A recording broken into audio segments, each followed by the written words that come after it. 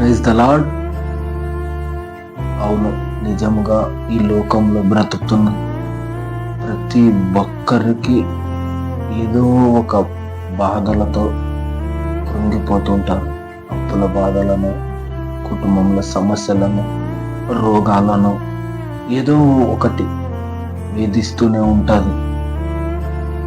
అందులో నెమ్మది ఉండలేక చచ్చిపోవాలనే స్థితిలో ఉంటుంటారు. చాలామంది బాధలు తట్టుకోలేక చచ్చిపోయే వాళ్ళు కూడా లేకపోలేదు. కానీ బైబిల్లో ఒక మాట ధైర్యం ఇస్తుంది మనకి. అదే, నీ వాక్యము నన్ను బ్రతికించి ఉన్నది, నా బాధలలో ఇదే నాకు నెమ్మది కలుగజేయుచున్నది కదా. ఆయన వాక్యమే బ్రతికిస్తుంది. మన బాధలు అదే నెమ్మది మనకు కలుగజేస్తుంది.